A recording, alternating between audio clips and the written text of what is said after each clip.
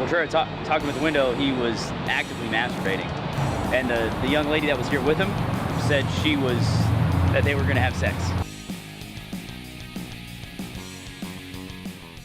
You mind not doing that? Yeah. Nobody needs to see that, brother. Yeah, no doubt. Well, do you have your driver's license? Yeah. Do you normally stay over here? No, I'm usually on Vine. On Vine? Okay, you just pulled over to jerk your stuff for a little bit, or what? The girl kind of got me going. She got you going? Water right here, and we. All right. Cause a problem. I'm sorry. All right. People driving by. I'm gonna have you step out of the car. All right. I'm gonna pat you down for weapons. Please put your penis away, because I don't need to see that. Yeah. Okay. And I'm gonna have you step out. Okay. You're not under arrest, but you're being detained right now. Okay. Leave your wallet on top of the hood, or on the top of the dash. Okay. Want to step on out? Like I said, they go off as easy as they come on. I'm trying not to touch your hands because I know where they've been.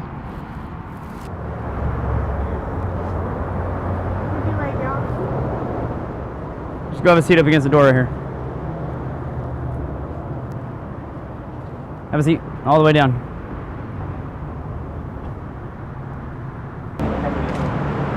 That's March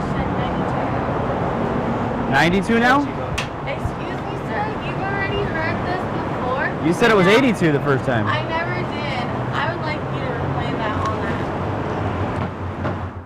that. So when I walked up, he was actively masturbating. Then I saw a dope sack on the counter, or excuse me, on the dash there. He told me about it. So now I'm going to recover the dope, and I'm going to search the vehicle for any other dope that's out there.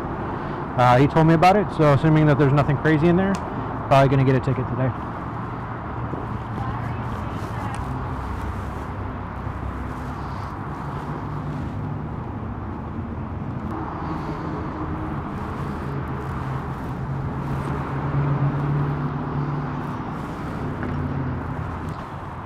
So far, found a couple baggies of methamphetamine.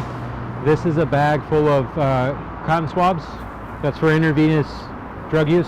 So a lot of times when I contact people who are intravenous drug users, I'll ask them, hey man, where's your kit? And they'll tell me about it because they don't want me to get cut. They don't want me to get stuck with anything.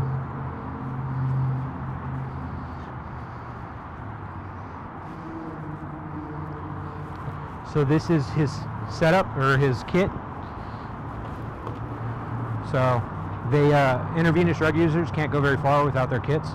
So a lot of times they'll keep them in little bags, or they'll keep them hidden on their person somehow. His appear to be capped. A lot of them are not this diligent with it. In their mind, that filters out all the impurities. Realistically, you're getting all these little fibers that go into the vein, and a lot of times that has additional complications later on, like down the line. Like there was a girl that I was talking to for years who was an intravenous heroin user, and she ended up dying because she had a clot in her heart because of cotton.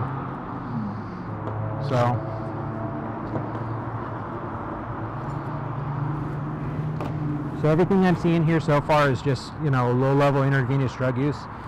This is what they call a tearaway. A lot of times they'll take a larger bag of dope.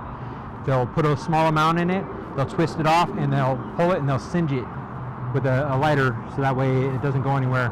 This is probably a half a gram. That's probably 5 uses, maybe. This is a gram bag. Technically, it's a personal use. It's about 1/10 of a gram. That's probably at least 1, maybe 2 uses right there.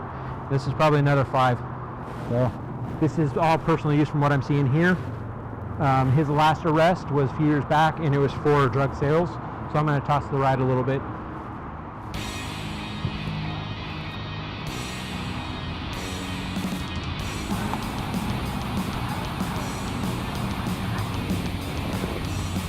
Got a little bit of weed.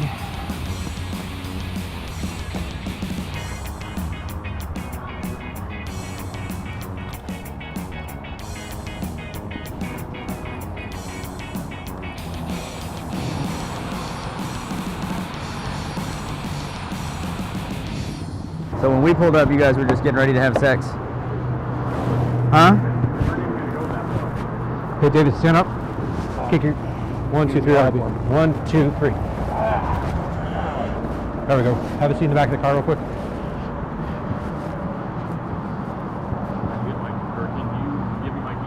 Yeah, absolutely. What do you want me to do with your vehicle? Well, I know you don't trust this girl. no. So, do you have somebody we can call? I'm not sure without getting in my phone and calling a couple people, but I'm willing to do that for you. I'm not trying to make your situation worse. I can grab your phone and we can do that, or do you want me to secure you it? have to take me in. I do. Each of those items is not a prohibited thing. He can have syringes, he can have the spoons, he can have all that. As they were, when I found them, they weren't being used in a nefarious means, but if you combine them, that's how he's using his dope. He's an intravenous drug user. Okay, so right now all he's getting booked on is being a 290 register and possession of methamphetamine. So that's all just trash.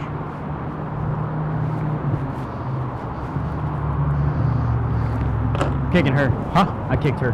Cool. So right now, as a courtesy to him, I'm allowing him to call somebody to come pick up his truck. He's living in it. Realistically, he's not going to have the money to pay the impound fees. So I'm not trying to make it worse for him, but I can't leave the vehicle here because it's going to get victimized while he's in jail. So trying to find somebody that can come pick it up. So the gentleman that we have here, he's a convicted sex offender. When we walked up, Officer Colchera saw methamphetamine sitting on the dashboard in front of him. So like we've talked about, being a convicted sex offender and being in possession of drugs makes that a felony. So with him having the drugs, I looked his record up. He is a convicted sex offender from 1992, so it's pretty old, but it doesn't change the fact that it's still a felony for him. He just recently got off parole for not registering as a sex offender. So all that adds up to the fact that the possession of meth, however, I think it's a couple grams, makes it a felony for him. So with that, he's going to go to jail, get booked in for it instead of getting a ticket. Unfortunately, we can't be the victims of like an indecent exposure. So when Colchera talked to him at the window, he was actively masturbating. So we can't be the victim of that indecent exposure. And the young lady that was here with him said that they were going to have sex. So that's why they were here, parked here, was with that intention to have sex. So there's nothing we can do with that. If we had a victim, the indecent exposure, coupled with him being a sex offender, makes that a felony. So then he would have got booked on that too. But for that, we don't have anything that we can book him on. So we'll at least book him on the possession of meth, get him into jail, and he'll probably end up going back to prison for it.